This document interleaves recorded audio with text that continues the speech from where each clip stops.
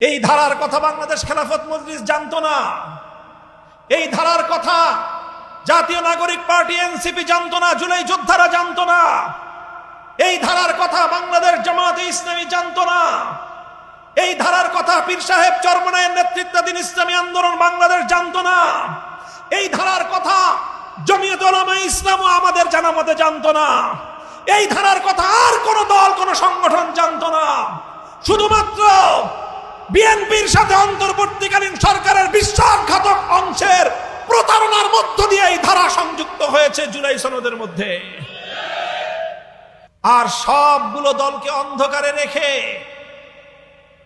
BNP এবং ঐক্যমত্য commission এবং অন্তর্বর্তীকালীন সরকারের কিছু বিশ্বাসঘাতক ব্যক্তিবর্গ তারা অন্তহীন এক প্রতারণার খেলায় মেতে উঠে।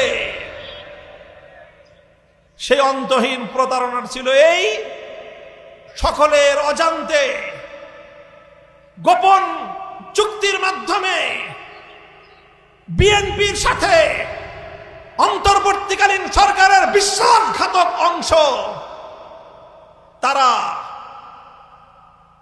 নতুন একটি ধারা সেখানে সংযুক্ত করে দেয় নোট হিসাবে। সেটি হলো, যার যা ঐক্যমত হোক না কেন, কিন্তু নির্বাচনের পর যারা সরকার গঠন করবে তারা নিজ দলের দ্বিমত অনুযায়ী নোট অফ ডিসেন্টের আলোকে তারা নির্বাচনী ইশতেহার ঘোষণা করে জাতির কাছ থেকে সমর্থন নিয়ে সেই আলোকে জুলাই সনদ বাস্তবায়ন করতে পারবে। এই রকম একটি ধারা সেখানে সংযুক্ত করা হয়। এই ধারার কথা বাংলাদেশ খেলাফত মজলিস জানতো না। এই ধারার কথা জাতীয় নাগরিক পার্টি এনসিপি জানতো না, জুলাই যোদ্ধারা জানতো না। এই ধারার কথা বাংলাদেশ জামাতে ইসলামী জানতো না। এই ধারার কথা পীর সাহেব চরমনায়ের নেতৃত্বাধীন ইসলামী আন্দোলন বাংলাদেশ জানতো না। এই ধারার কথা জমিয়ত উলামায়ে ইসলামও আমাদের জানা মতে জানতো না। এই ধারার কথা আর কোন দল কোন সংগঠন জানতো না।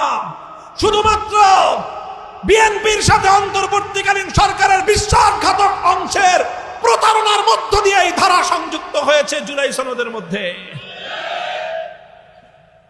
কাজেই আজ আমি বলতে চাই, স্বরাষ্ট্রমন্ত্রীর অন্তহীন প্রতারণার কথা সেদিনই প্রতিফলিত হয়েছিল যেদিন পর্দার অন্তরালে বিএনপির মতো একটি ঐতিহ্যবাহী রাজনৈতিক দল অসাধু পন্থা অবলম্বন করে